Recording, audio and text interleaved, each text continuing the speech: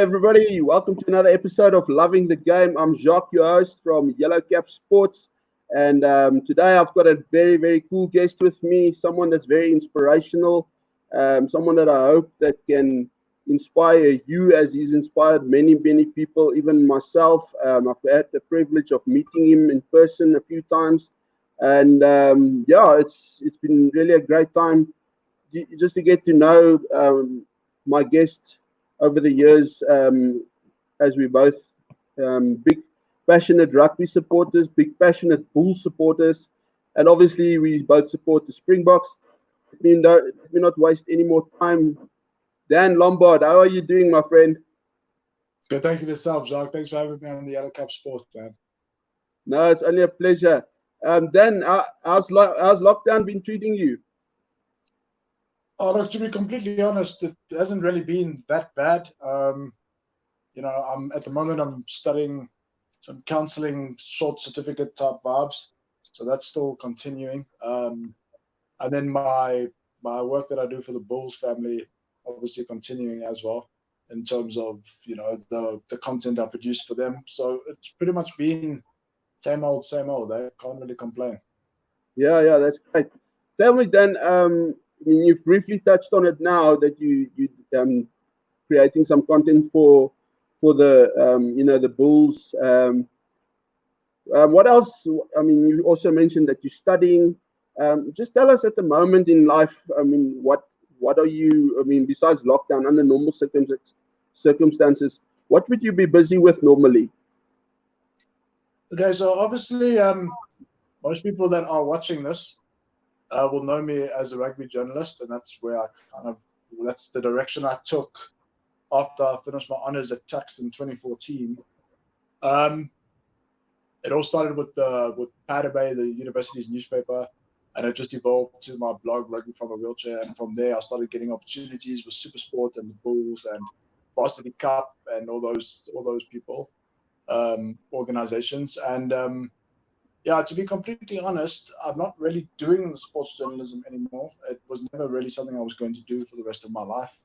It was something I was good at. It was something I could get into immediately. My passion has always been psychology and mental health, mostly to answer a question for myself in the sense of, a lot of people will ask me how I managed to stay so positive.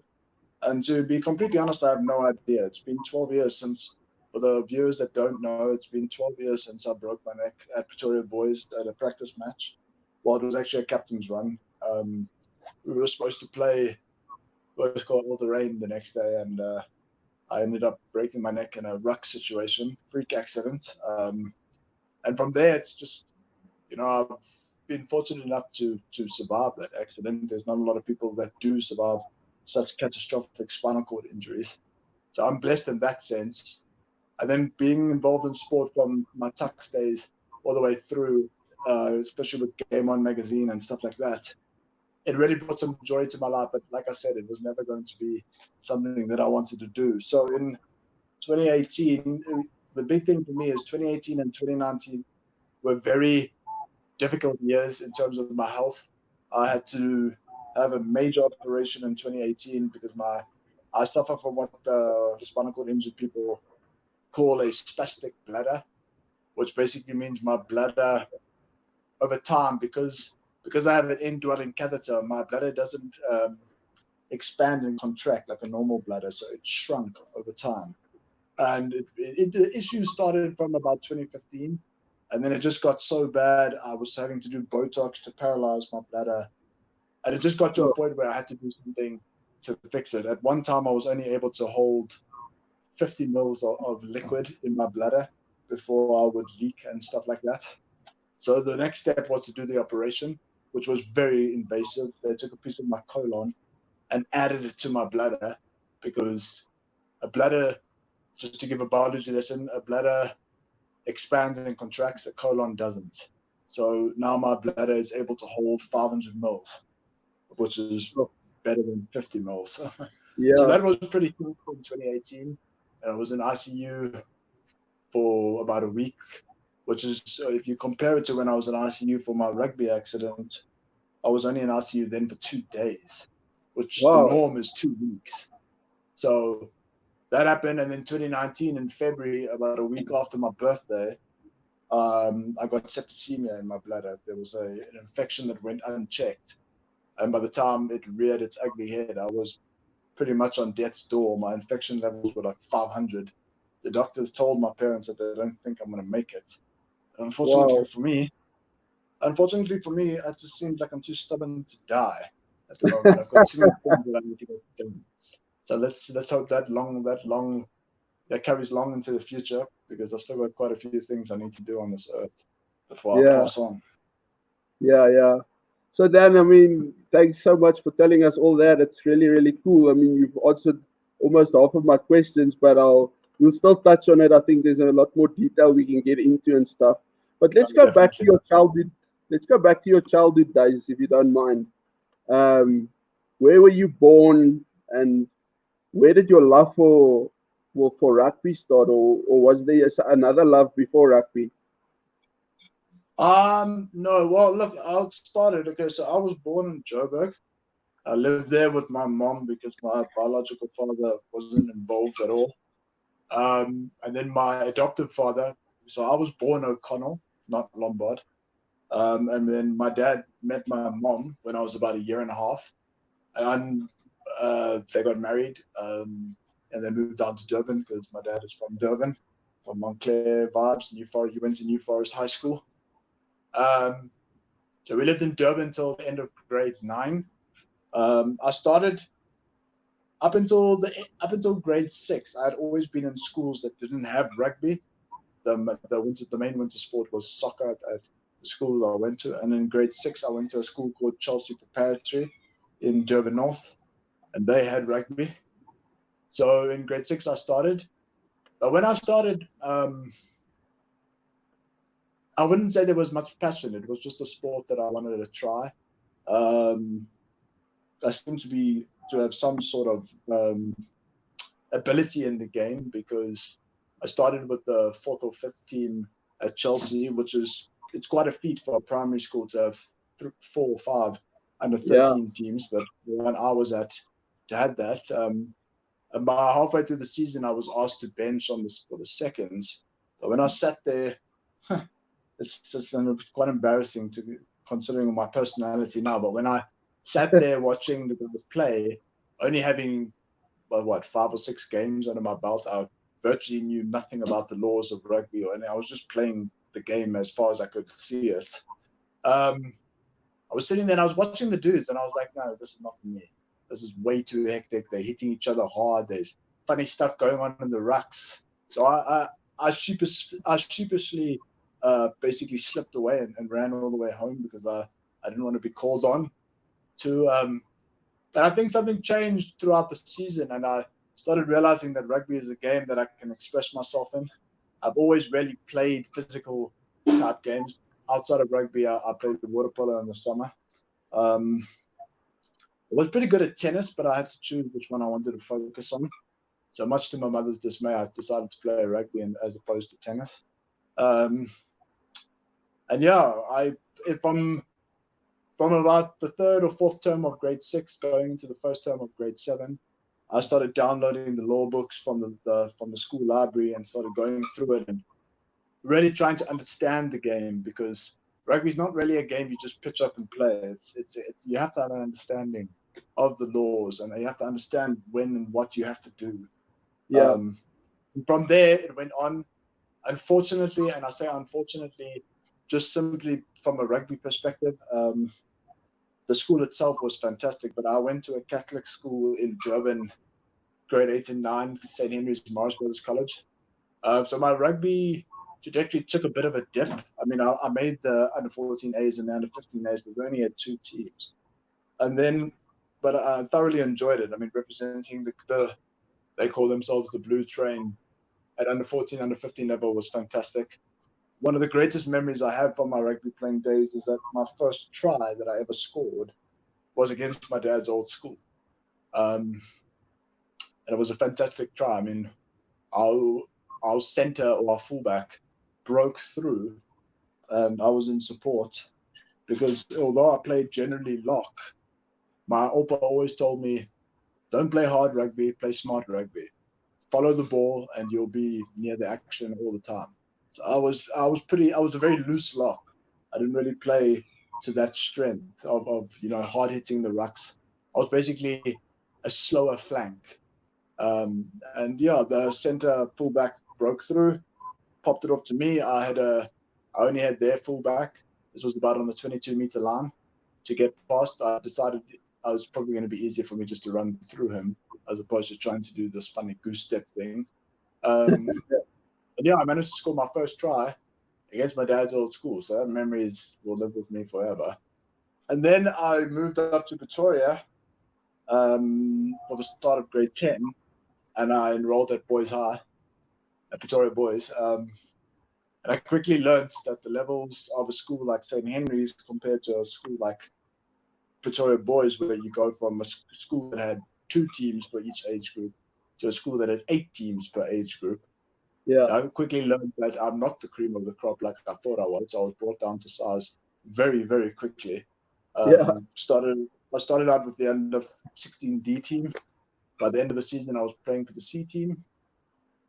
And yeah, Boys Eye is where the love really, really took hold, because being at a school like that where they throw everything into their rugby, yeah, it really makes you love the game more, because you're in an environment. It's basically semi-professional. I mean, the gym programs we followed, the physios we had, etc., etc. It was semi-professional type vibes, which makes you really get involved in the game. Then obviously you get the bug in the bear to make the first team. Unfortunately, that dream didn't materialize before I broke my neck, but I did manage to play a few practice games for the second team, the Black Shorts as we're known as. And then obviously I had my accident in my matric year, and yeah, man, it's just gone from there. I don't want to say too much. We'll take that on another. Probably got other questions regarding that, so let's end it there.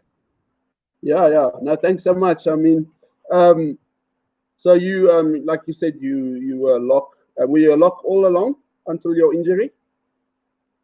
I played a season at number 8. I could be used. I was pretty much like Peter Stafford, so I played lock or blindside.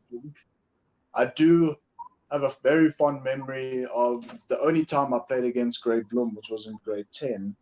I played for the under 16 D team, and then the under 16 guy, the C team, the backline got an injury, so I played one game at inside center. But when you play your entire career as a forward, and you're close to the ball and you're close to the action, then having to stand there waiting for the ball as a backline player is just, I don't know how backline dudes do it.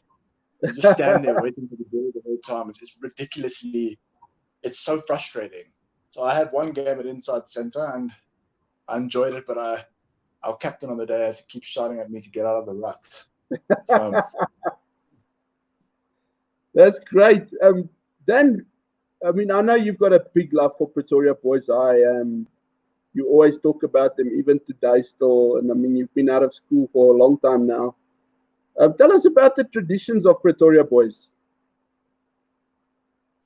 Yeah, look, I mean, one of the things that I will forever be grateful and to my father is that he was the one who showed me the school.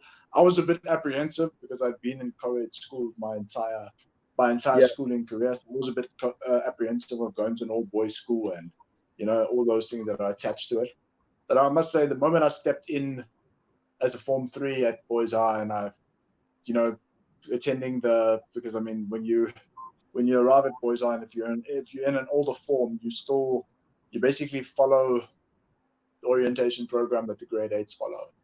You don't have to do everything, but you do most of it. And I realized from there, the tradition, the respect, the pride in the school, it was something I'd never experienced before. And having an institution like that where, we were told from the get-go that we are at a school that is bigger than us. No matter what we achieve, there's people that will achieve more. There have been people that have achieved more. I mean, people will know guys like John Smith and Chili Boy and those two. I mean, Oscar Pistorius. before all that drama happened. We produced some really solid sporting stars. Chris Morris with the Proteas, Adrian Markham with the Proteas. So we've got a lot of really good sportsmen. But what I love about Boys Eye, and what I think is very special about Boys Eye, is that the headmaster that I was under, Mr. Schroeder, he never wanted the school to be known for only one thing. And I think that is important. Boys Eye has a huge emphasis, obviously, on the 3 traditional pillars of school. So education, culture, and sport. But there's also a 4th one that Boys Eye is very adamant. Well, at least when I was at the school. I'm not sure how it is now. I haven't been at school for 12 years. But when I was at school, we had a huge emphasis on pastoral care and the full holistic package that comes with education. It's not just about the amount of A's you get. It's not just about playing first team. It's not just about being in the choir and leading the Dixie band. It's about becoming an all-round person. It's why Boys Eye's motto is "'Tis here we learn to live," because we get taught from a very young age that at Boys Eye that everything works for a bigger picture. It works towards a bigger picture. So I'm forever grateful for having gone to a school like Boys Eye. But I mean, the friends that I have, you get the same sort of thing if you go to a school like Affy's or Maritzburg College or Great Bloom, Sachs, all those traditional boys' schools. They all share the same thing. It's why we're able to get along after school so well, because yes, we have the rivalry with Maritzburg College or Affy's, but we all come from the same. We all cut basically from the same cloth, so we're able to understand. We know what our values are, what our belief systems are, etc. So I wouldn't going to Boys Eye was an absolute. It was a privilege, and if I could, I would do it again. Just unfortunate I didn't start in grade 8. That would have been better. Yeah. So then, I mean, 2008. That was unfortunately, fortunately, because you're a very positive person. So it's hard for me to use the word unfortunately in your, when I'm in your conversation. But I mean, 2008. That was the day or the year when you had your accident, and I mean, you briefly touched on it just now. But I mean, would you mind taking us through what happened that day? Not at all. Okay, so basically what happened, there's a whole long shot of things that happened. The easiest way to describe an injury like this, is if some of the viewers have watched shows like Seconds from Disaster, where they take a situation or a scenario and they count all the little small things that add up, because a disaster doesn't just happen out of thin air. There's a whole lead up to the big explosion or the big whatever. So basically, the 13th of May 2008 was a Tuesday. The Monday, I decided to skip practice. I wanted to spend time with my girlfriend at the time. She went to Macy's, the sister school of Affy's. My dad always said, if you want to find a decent woman, date an Afrikaner woman, which is difficult because I can barely speak Afrikaans. But so I basically decided to skip practice on the Monday. The Tuesday, I went to practice. We were at our practice at that time when I was at Boys Eye, the first, seconds, and thirds practiced as a large squad, so that we all knew the calls and whatever, in case Oaks had to move up or down or whatever. It just makes it easier than having to learn all new calls and whatever. On the Tuesday, so my practice went off without a hitch, the captain's run. And then after my practice, which ended at probably, I think, 4 o'clock, in the lead up to the next group of guys that were practicing, which would have been the 4th and 5th, they were known as the Marines back then, coached by Craig McBride, absolute drill sergeant in terms of, there's always a common understanding that any team that McBride coaches will be the fittest team in the school. And that was the case in grade 11. I mean, if we dropped balls, we ran. If we made mistakes, we ran. And I think the one time we dropped 20 balls in one practice, we spent another 2 hours running up and down stairs to learn from our mistakes. So we were fit. I mean, we were often used in my Form 4 year, grade 11 year. The 4th and 5th were often used to run shadow against the first team because we could just keep up with them the whole time. It's also very was a very great thing in Form 4 was that I beat Uffies twice in one day. I played for the Fifths, we beat them 7-5, and then I was called up within 5 minutes of the fourth team kickoff because the lock got injured. I was called into that game, and we ended up beating them 16-14. Although extremely hard game. Playing against Uffies is not a fun thing for the Soki. They're generally smaller, way smaller. Their backline could rival our locks. But yeah, basically then everything after that, when I was thinking of what I was going to do after the second and third team practice had ended, I'd realized that I didn't really feel like doing homework. I felt a little bit guilty about not going to school, to the practice beforehand. I was fighting with my girlfriend, didn't want to talk to her. There were no buses. My mom, unfortunately, couldn't pick me up. She had other responsibilities with the other siblings that I have. So there was a whole lot of things that came up that just made me decide, you know what, let me go practice with the fourths and fifths again. And obviously McBride was happy enough to let me in. Because they had 2 full squads already, I basically was on the defense the whole time. And I was just there to make their lives a misery. And literally, no kidding you, Jacques, probably it was definitely the last movement of the practice. We had a line-out scenario. We had a line-out scenario where I broke from the back of the line-out, tackled the scrum off, set myself up to steal the ball. And in that process, and it's the only part I'm a bit hazy about, but in that process, my neck got stuck between his body and the ground. When my forwards rucked over, obviously that, rolling over caused me to break my neck. And that's the scariest thing in the world, to hear your neck break, because it's right in your ear. And it was, funny enough, the first time I'd ever broken a bone. So my father's always maintained the fact that Dan goes big or goes home. So yeah, that's what happened. And at least for me, that there was no pain because it's immediate. When you break your neck, you are instantly paralyzed. It's not a gradual process. You lose everything immediately. This is literally the fastest second of your life. The only reason they knew something was wrong was because I was lying face to face with that scrum half I tackled, and he could see I was trying to scream, but nothing was coming out of my mouth. My mouth was just open, and my eyes were just wide. So yeah, and then after that, the ambulances came. They came to pick me up. I went to a little company of Mary, which is now known as Life Club. I was stabilized there. I was put into ICU. I had my operation the next day to fuse my neck because I broke my neck C4-5, vertebra C4 and 5. In ICU for 2 days. The Thursday of that week, I was transported to Muirmed Mediclinic, which is a private rehabilitation center in Pretoria. It's not too far from the Union buildings. And that's where I spent the next 3 months of my life, learning how to do certain things again. Because I think this is down to the fact that because I was pushing for the first team and I was so fit and looking after myself, eating right, going to the gym. Usually guys who break their neck C4-5 will be in ICU for about 2 weeks. I was in ICU for, like I said, 2 days. I sat in my first wheelchair 6 days after I broke my neck. So, yeah. I recovered fairly quickly in the beginning. I still managed to stay the whole 3 months, which is the norm for somebody who breaks their neck at that level.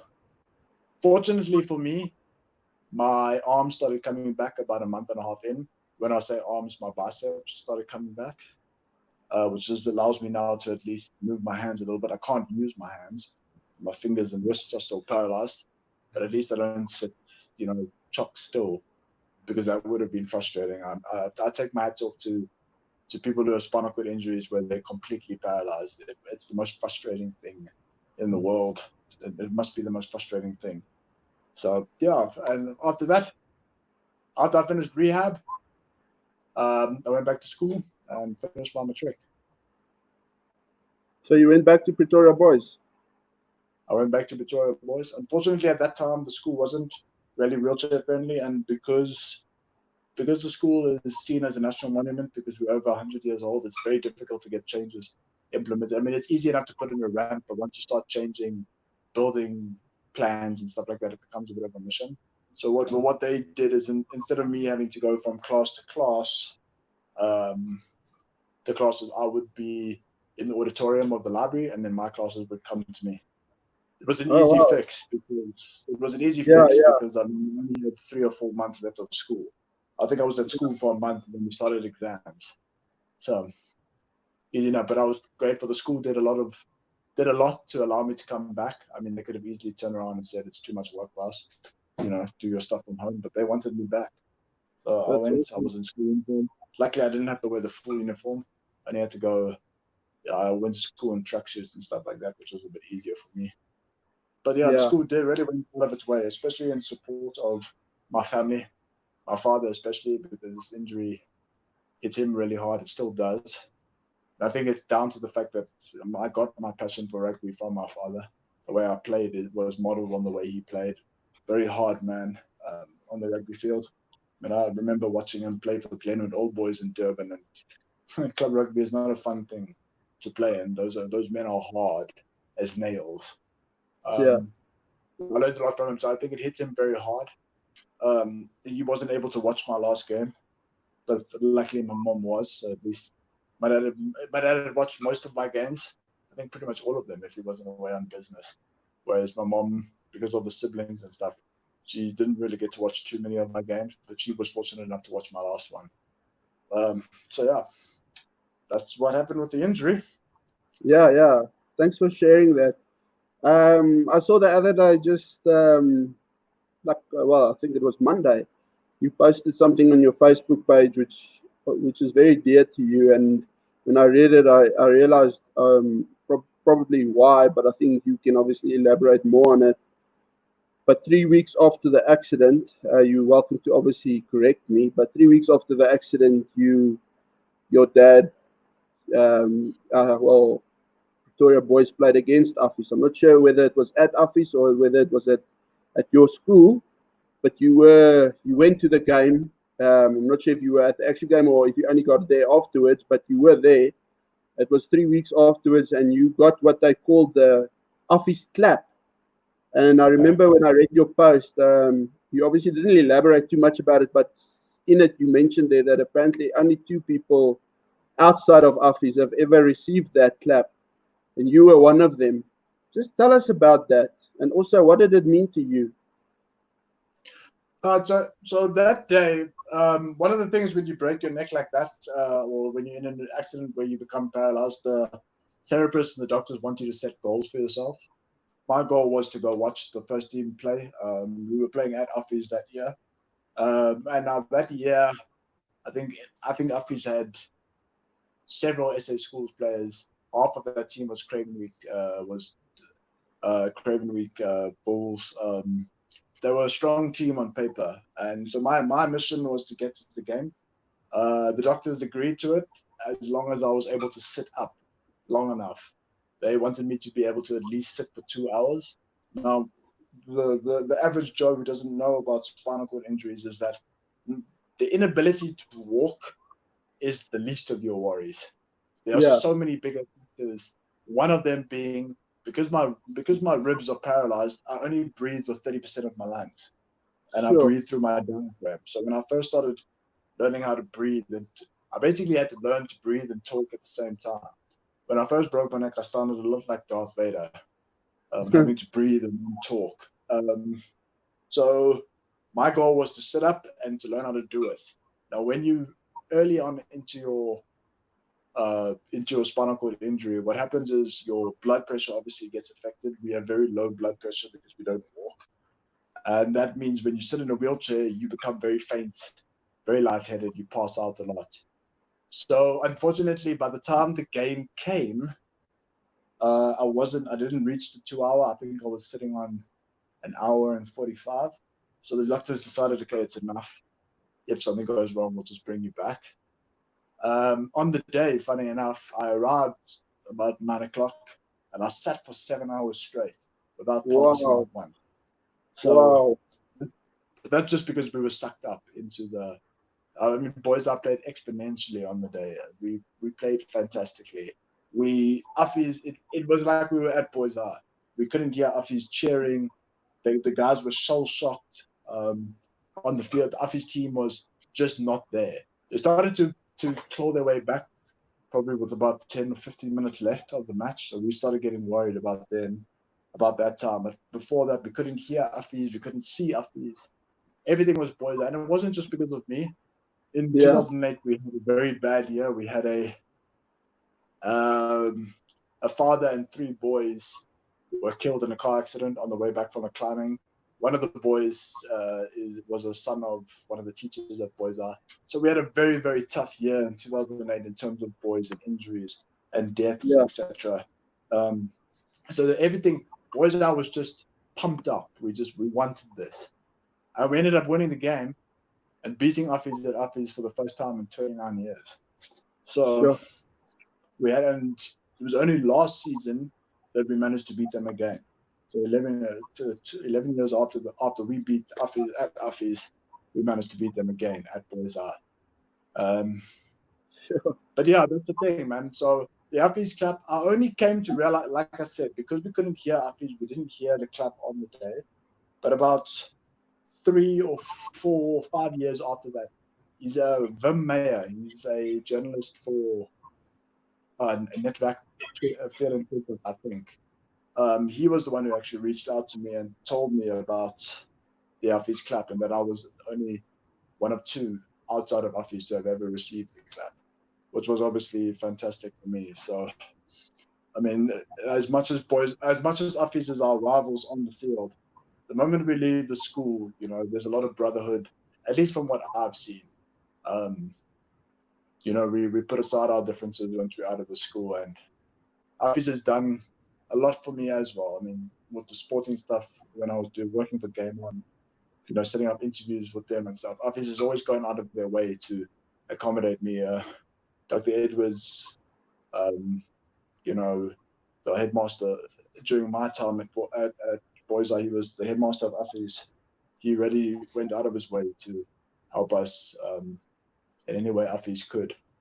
So I have a lot of respect. As much as I love Boys Eye, I have a lot of respect for Affie's as well. That's brilliant. So, I mean, moving along, life after school, and there you are, you're paralyzed, you're quadriplegic. What was next for Dan after school? Oh, I should be back. Okay, so what was next for me after the injury and after matric? So basically, I'd never really given much thought to it because obviously I thought I had a lot more time to decide what I was going to do. Obviously, with my accident, a lot of my options were taken off the table. I was keen just to go to South America, farm potatoes, and marry some Portuguese chick and have 10,000 babies. That was pretty much my goal at that time, which was obviously paid when I became paralyzed. So I enrolled at Tuks straight after school. Unfortunately, I'd missed the deadline, but they made some exceptions for me considering my issues that I had in matric. So I enrolled in Tuks in 2009. I moved out of home as well. I moved into Corsace at Tuks. Stayed there for 4 years. I actually haven't lived at home since I finished school. It's one of my pillars that I rely on, that I need to try and be a success on my own. So obviously my family is still very involved with me, and they've been the strongest support base I could ever ask for. But for me, it was important because I'd known from the get-go that once I leave school, I want to leave home. I want to go out, spread my wings. It's time to fly. The little bird needs to fly. So yeah, and in a nutshell, I started varsity and started in 2009 and managed to get my undergrad in a BA General. Took a year off, tried to figure out what I was going to do next, and then did my honors in journalism in 2014. Okay, well, I mean, that's really, really cool. I mean, it just shows, as I mentioned earlier, on your positive attitude, and we'll get there just now because I first want to just go through what, some of the stuff that I'm aware of that you did. Obviously, you mentioned about, getting your your post grad and all that. But in 2012, you started your own website, sports blog called Rugby from a Wheelchair. That's actually where, I mean, that's the same year I started my website, theyellowcap.com. And I don't know what year exactly I got to know you, but when I got to know you, it was basically through Rugby from a Wheelchair. That was the common ground on which I basically found you, and vice versa, whichever way you look at it. We were both obviously passionate about rugby. We were writing about it. I mean, you were more focused on rugby, where I was just doing sport in general. But obviously, as rugby being my big passion, I mean, I obviously did a lot more in that regard. What made you?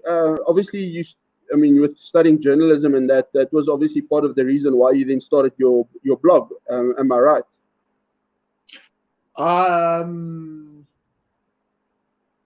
Yes and no. The studying journalism only came later.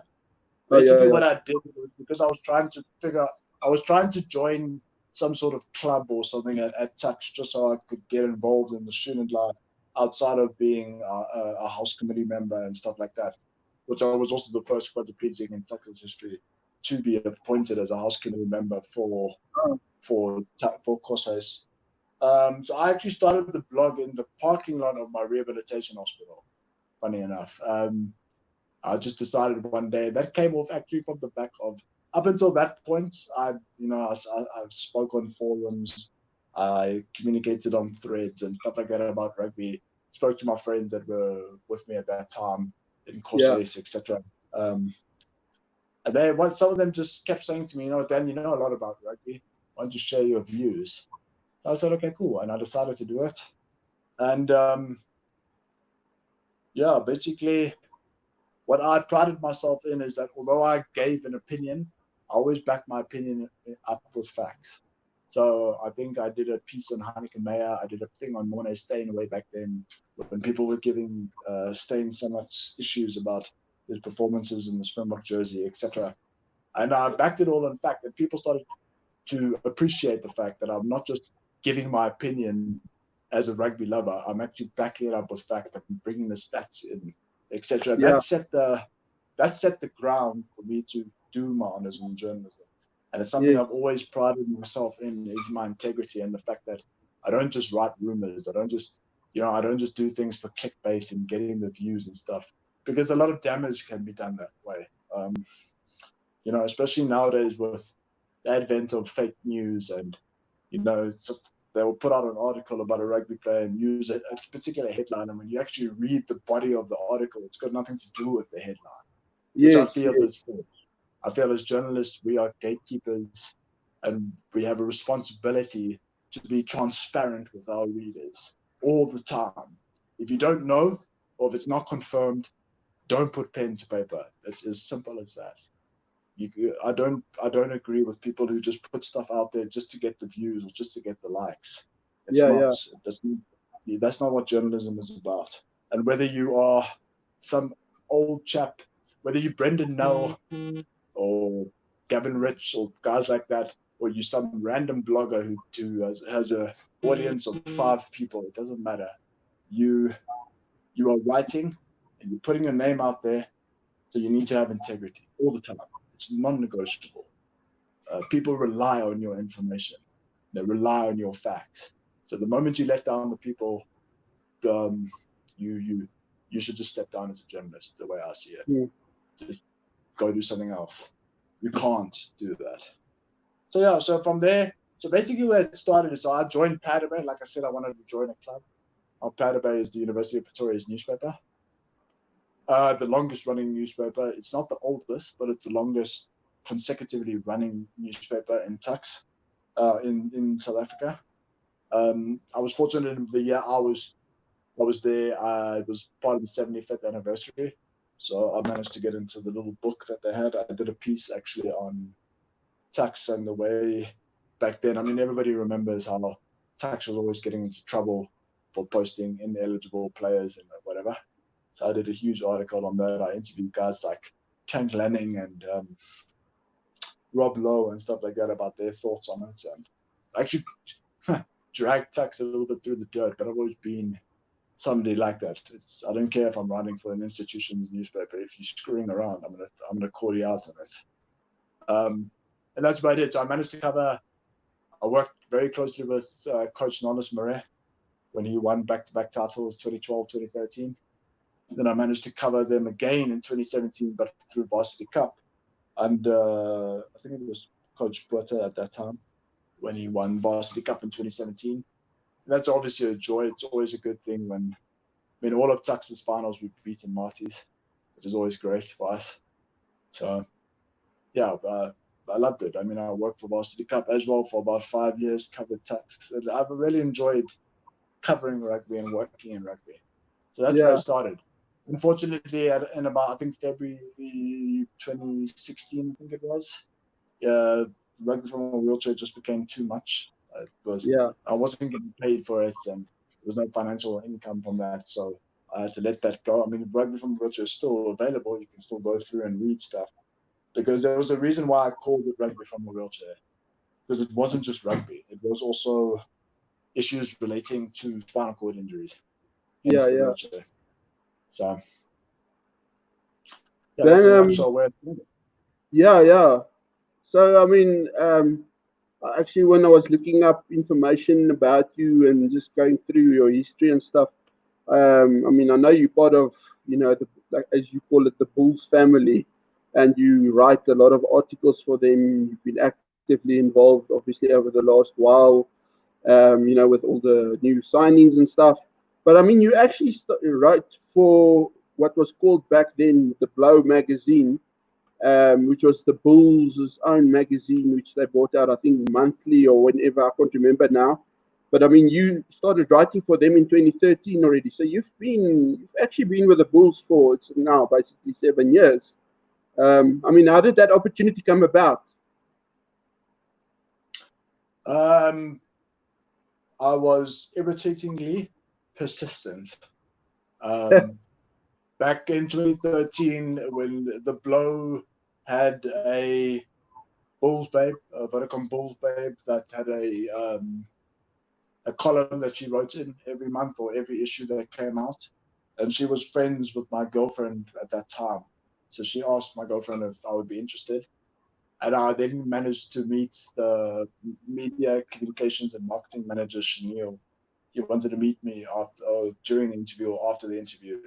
And I basically just said to him, bro, I really want to write for the Bulls. The Bulls is my life. I love the Bulls. And I've tried to get hold of you. I was actually emailing to the wrong email address. So that's why I wasn't getting through to him. But he saw something in me and gave me an opportunity. And I started writing. In the beginning, it was an article here, an article there. And then when Blow shut down, Shamil wanted to keep me on board in various capacities. And my role has grown from there. And I'm now a content creator in the written format. So I do a lot of writings for the Bulls, and I love it. The Bulls family is everything to me. I've always been part of before the hashtag Bulls family became a thing. I've always seen the Bulls as family. They've always had a place in their heart for me. They've never, ever, ever, not once seen me as somebody who's disabled.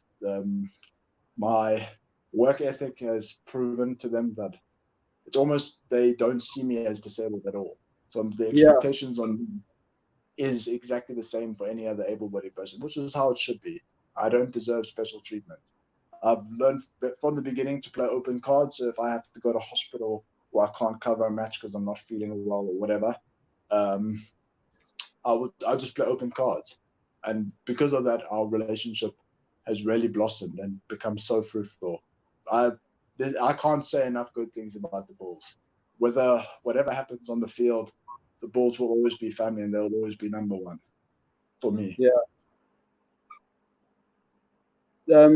Something I saw was back in 2015, and I don't know if you know what it would be now, because it's 5 years later. But I read an article where you could. Before I say what I want to say is just for those that don't know, And thinking now, I mean, but how do you write? It's a very interesting thing that Dan actually writes with his tongue. You do everything, well, not everything, but I mean, all your writing you do with your tongue. And I think it's on your phone, if I'm not mistaken. You use your phone, which you use. But back in 2015, you could write 900 words in 15 minutes. Do you still keep up to date as to if that has changed, if it's faster now? Do you still check the clock? No. The reason actually why that came about is actually got to do with Supersport, because I used to write match reports for Curry Cup and Supersport Rugby Challenge and Vodacom Cup before it became defunct. And Supersport wants their articles like a second after the game is done. So you have to write quickly, and you have to write no mistakes. You have to get the scorers right. You have to spell their names right. You have to get everything has to be tip top for Supersport, because I mean they are the number one sports broadcaster in Africa at least. So yeah, Supersport, they have very high standards, and that's where it came from. I had to type fast for Supersport and not make mistakes. So that's where it comes from. I haven't really done it because I don't really work in sports journalism anymore. I don't really check on things like that. And it's probably about the same. I mean, a lot of people will get as soon as, because especially if people talk to me over WhatsApp first before meeting me, then one of their first statements is, "How do you type so fast?" Look, I am assisted with dictionary. I mean, it does. I mean, and my phone learns the way I talk. So if I write, for instance, Warwick or Jesse, it's automatically going to fill in Galant or Creole because I've written so much of them. So my phone has adapted to my needs. I mean, I can, if I'm typing out, let's say, a Bulls team list, for instance, I can go 15 full stop, and then pretty much dictionary will fill in the rest of the team if it hasn't changed from the week before. So my phone has learned the AI and stuff. So hopefully the Skynet never happens and Terminators never come, because my phone knows me better than I do, probably. So yeah, that's where it came from. And the reason I use my tongue is, I mean, when I was studying at Tux and stuff, I had voice recognition technology and I had all that stuff that I could use. But I like to be out in the sun. I mean, one of the things that you'll notice about me when you meet me is, whether it's winter or summer, I always have a full year tan. My tan never goes away unless I'm stuck in a hospital bed. And that's because I just like to be in this. The sun makes me happy. And this is why working in rugby is so great, because you're on the side of the field in the sun, especially in Pretoria. I mean, it is a bit chilly, but at least we've got really decent winter weather. You know, the sun is always out and jazz like that. So I want to be more mobile. So using a phone is how I can do that. And because phones are, I mean, when I first broke my neck, really, you had touchscreen phones. So in the beginning, I had to type with phones. I had to use styluses and stuff like that. And as the phones got better, I mean, an interesting fact is in 2014, when I passed my honors at Tux, I never opened a laptop. I did everything on my phone. Everything. Wow. And back then I was using an S3 or S4. So it's not even the type of phones we have now.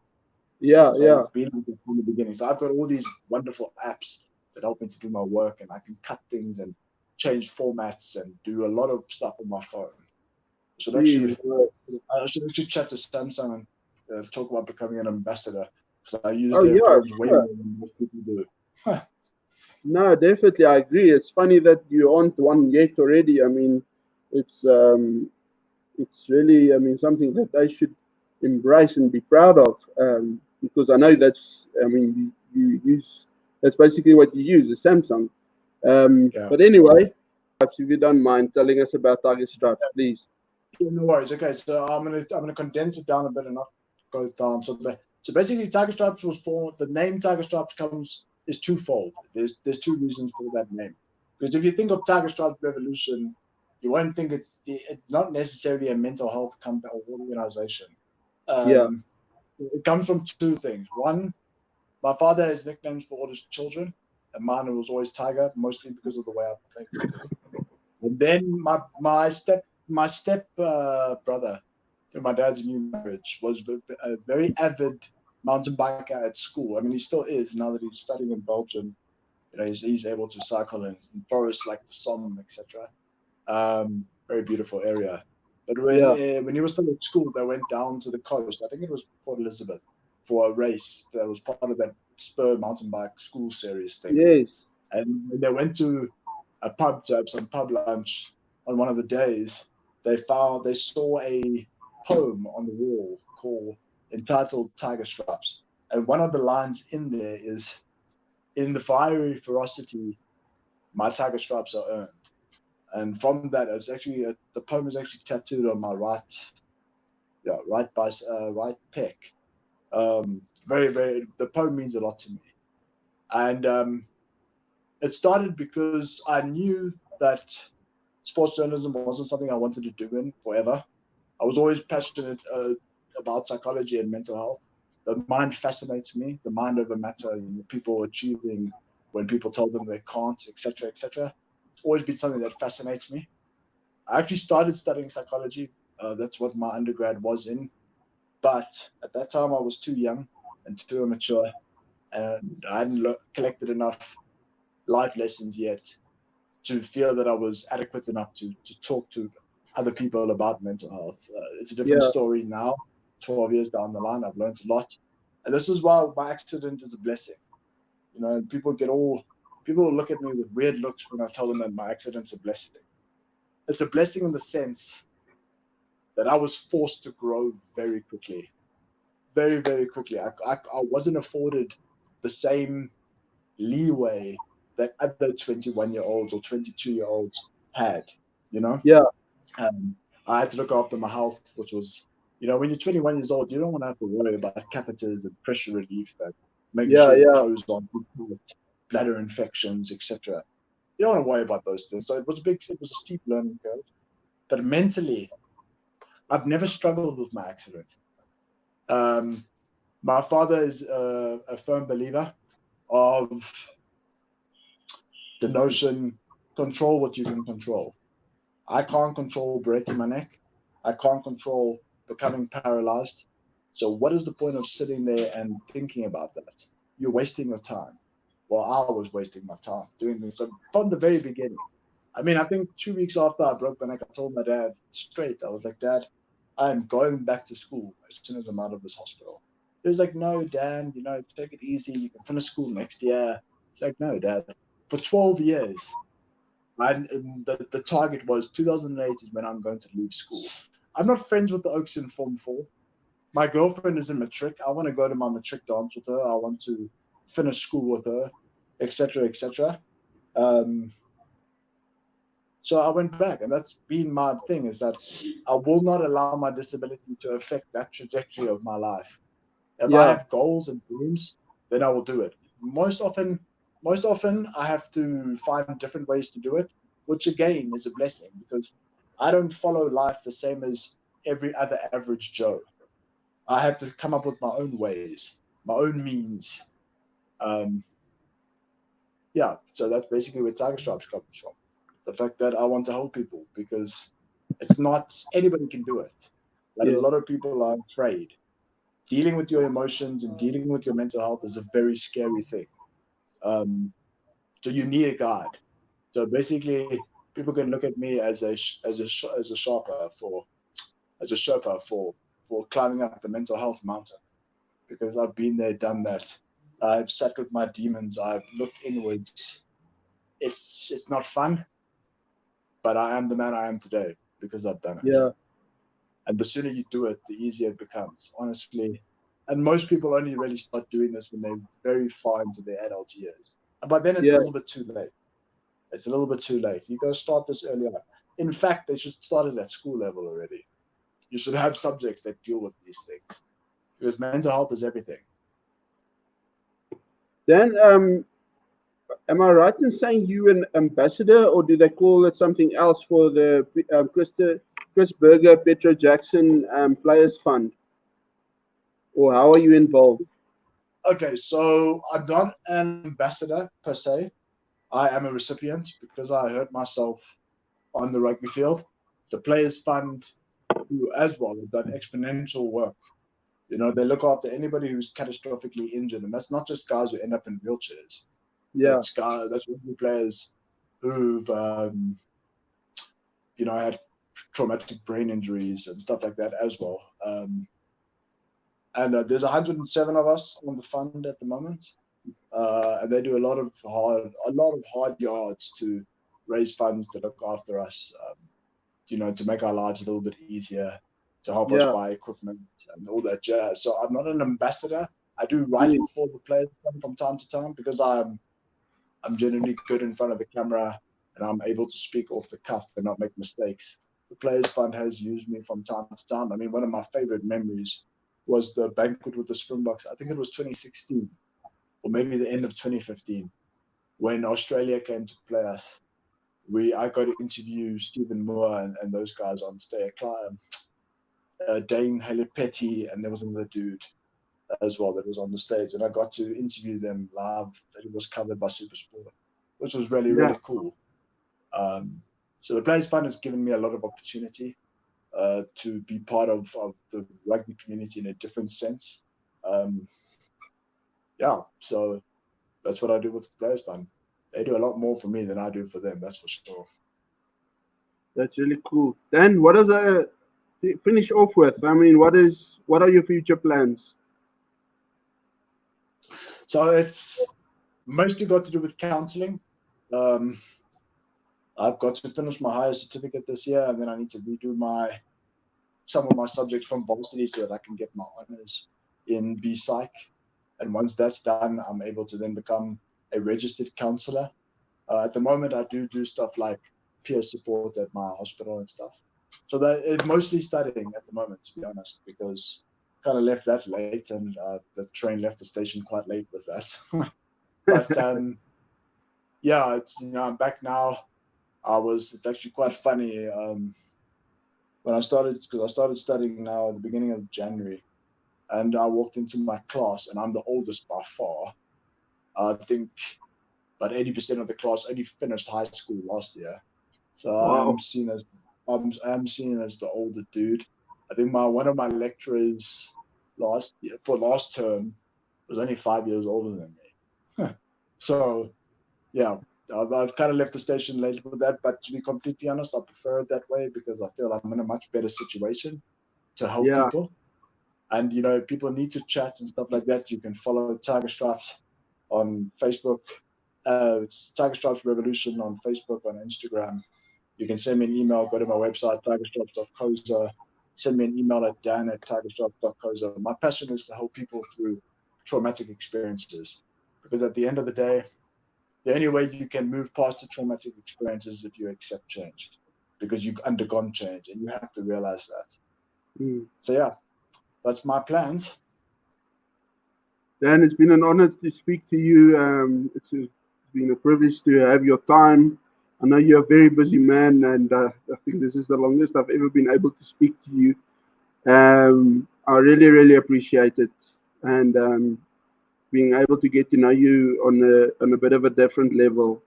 And I look forward to days after the lockdown where we can meet up face to face. I know we've been talking about it a lot in years gone by, and I think with lockdown and everything, a lot has changed and a lot has to change in the world, and people need to start doing and stop talking, if that's a matter of speaking. And one of those things is definitely, I think we need to stop talking about it and start doing it, and get my butt over to Pretoria. And whether I come and watch a game with you, that would be actually the best to do. And then you can see, then you at least can see my side of being a Bulls supporter. And I'd like to spend time with you. And it's been really, really awesome to get to know your story.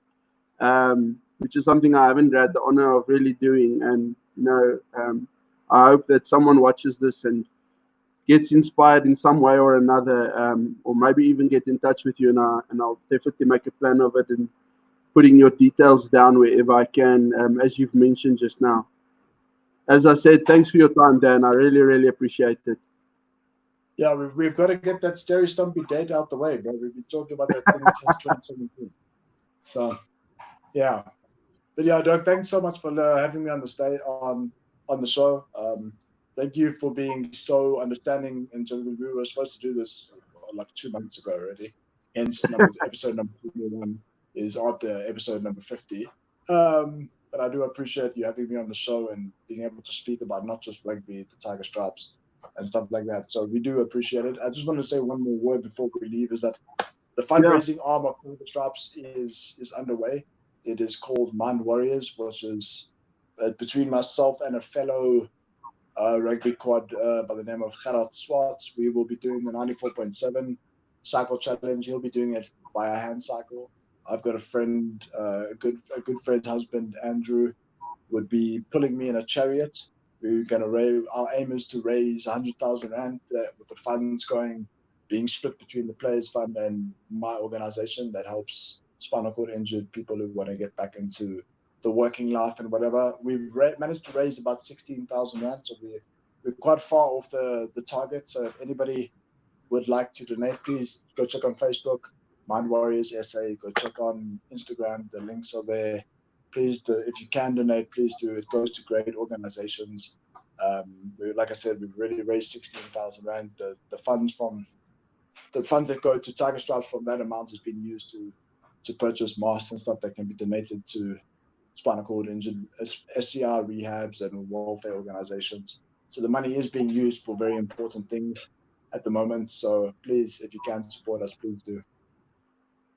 I'll definitely share that and make sure people get the message, and hopefully you guys can reach more than your goal, because that is ultimately for a good cause. Anyway, Dan, have a nice evening, my friend. Stay well, stay safe, look after yourself. And one of these days, the Bulls are winning again, as we all know.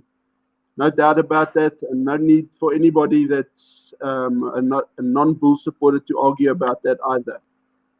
Look, at the end of the day, the Super Rugby titles have always had a home at Loftus, and I've got a feeling a few more of them are going to be coming down the line. So big things happening at the Bulls, special things happening. We've got a world-class coach. We've got world-class players. So now we need to go out and get that trophy back, because we've missed it. We need that trophy back. Have a nice evening, my friend. You too, brother. Keep well, man.